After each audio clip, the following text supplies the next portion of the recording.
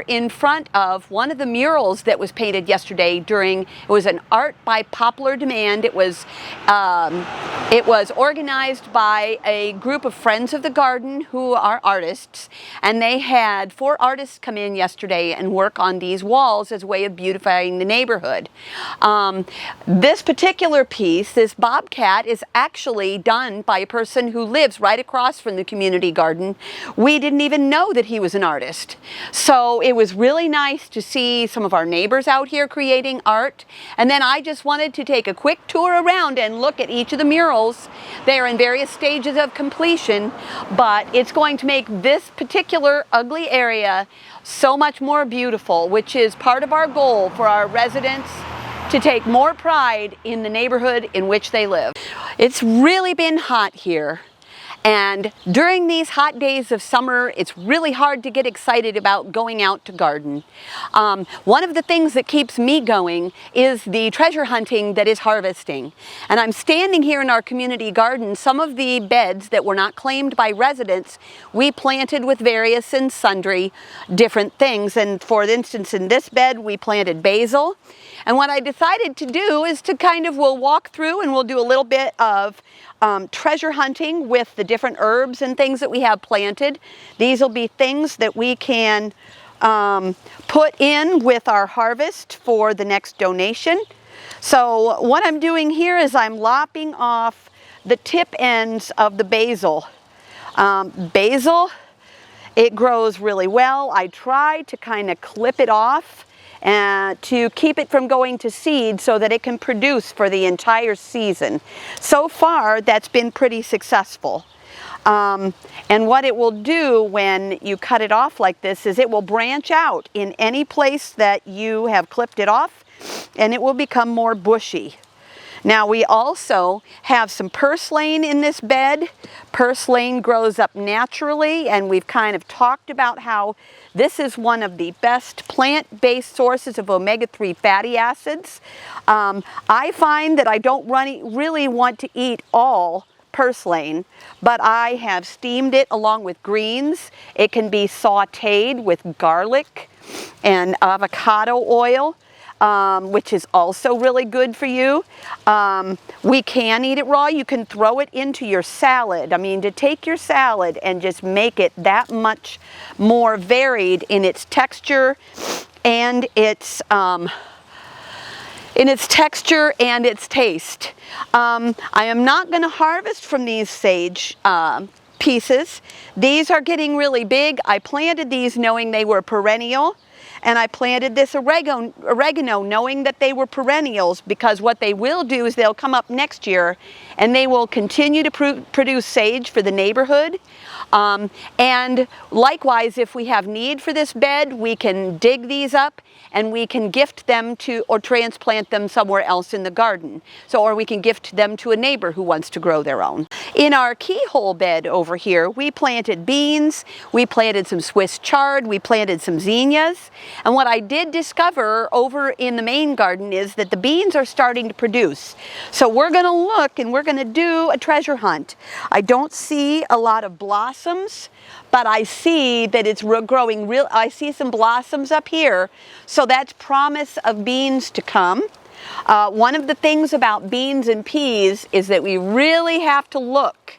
It's kind of like a Where's Waldo of the plant world, because they really like to blend in with their bushes, and so you have to look in underneath.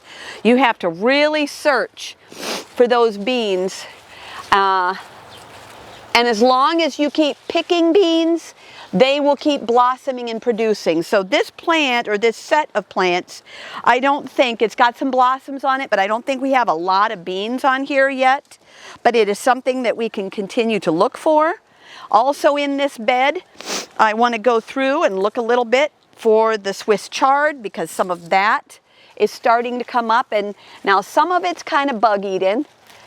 And obviously that's not going to be like really attractive to eat. But the other thing that I do, or when what I keep in mind when I'm harvesting the Swiss chard or kale or anything of that nature, is that we've got to leave at least 1 or 2 leaves so that the plant can continue to produce food for its own growth. In this area, we planted zinnias. These are really good for cut flowers. We have a couple of those back at the house, but it also adds a little bit of color and interest to this garden bed. This bed here we planted all in dill. Dill is an annual, but if you allow it to go to seed, once you get it well established, it will reseed in the most unusual places and come back year after year. This we like to use to, I like to use it in soup, but the other thing that you can do is something we call dilly beans. You can use the dill flowers or you can use the dill leaves, and it will give that light dill flavor to the beans. And I am harvesting only from the edges because there is where the flowers are hanging over and they are likely to drop their seed outside of the garden bed. So we are going to collect those and leave the ones that are on the interior to drop their seed and reseed for next year. Now, while I'm picking the purslane in here, I wanted to call your attention to the baby asparagus. We actually didn't realize somebody was going to plant in this bed, and we planted some asparagus seed, which you can see has come up, and these little plants are the baby asparagus. Now, these are also perennial vegetable, and while we won't be able to glean and eat from this in the near future, in a few years, this will be a nice harvesting asparagus bed. And asparagus prices being what they are, I think that there are going to be people in this neighborhood who are going to be able to enjoy this and know that it was grown for them. I'm standing next to the persimmon guild at the site of our main gardens in the lower orchard, and this particular guild hasn't received a lot of love and care. There's some really cool stuff that's going on in here regardless, and I came in because I saw that there's some of this curly kale. Now, kale, this will be much tastier when the weather gets cold. Kale generally has a sweeter taste after it's been had a frost on it.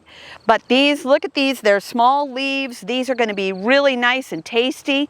You can do a lot of different things with them. So we'll probably come out and get some more later so that we can have them nice and fresh for our donation day.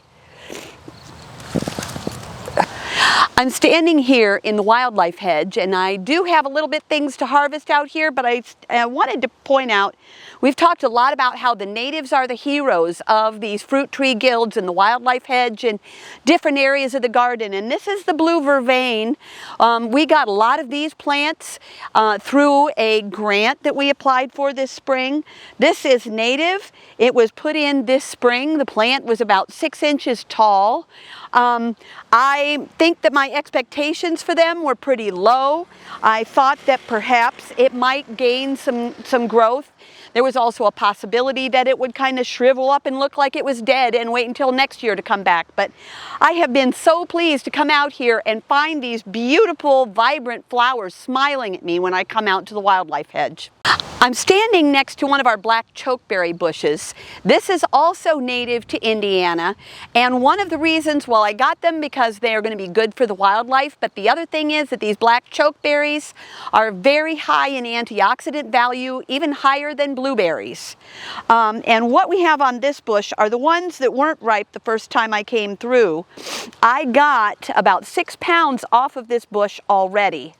And now I'm going back to get some of the ones that I didn't get before. And then what I will do, since these are not very tasty fresh, is I will put these in the dehydrator, and then they can be used in salads, in cereal, or, you know, various and sundry things. You could probably make pie or jam or jelly or something like that out of it, because the taste itself leaves your mouth feeling very dry, and a lot of people, when they taste these fresh, they just spit them right back out. But I feel like when they're dried, they are a very nice addition to the food that you're preparing, and they certainly amp up the vitamin content of the meal that you're consuming. I'm standing next to one of our elderberry bushes. This is the second year they have produced. I think it's the third year they've been in the garden.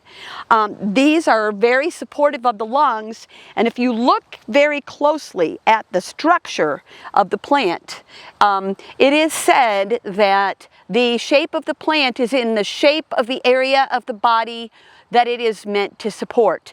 And if you look at this, you can see that it is very lung-like. And elderberries are very supportive of the respiratory system.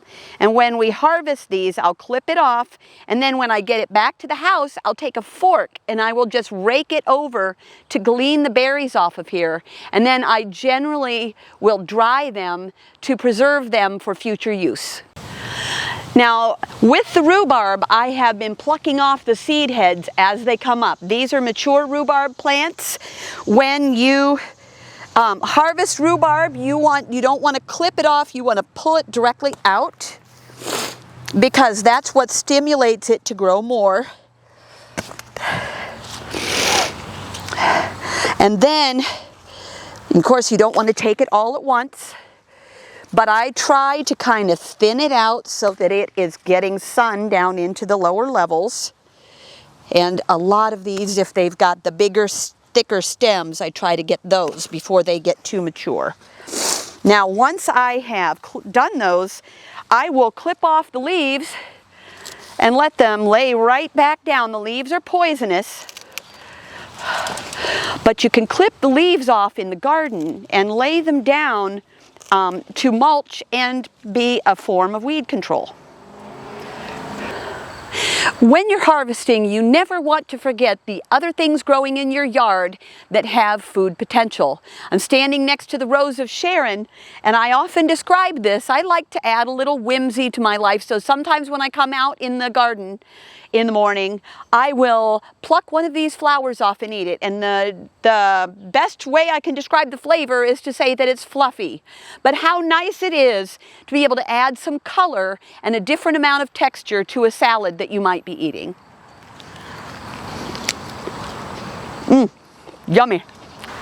I'm standing here in our raised garden bed area, and in here this year we have planted squash and tomatoes and beans, and some things have come up by default. I'm looking at the best producer for us has been this patty pan squash, and all of them that are on here right now are pretty tiny.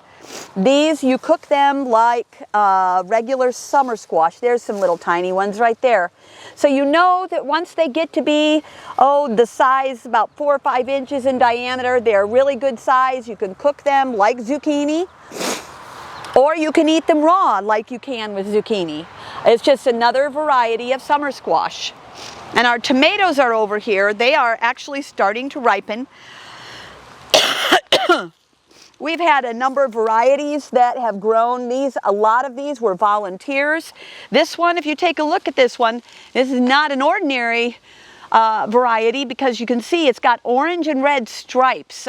These are really super sweet, and I'm sure that our clients and customers at the food bank will really enjoy them.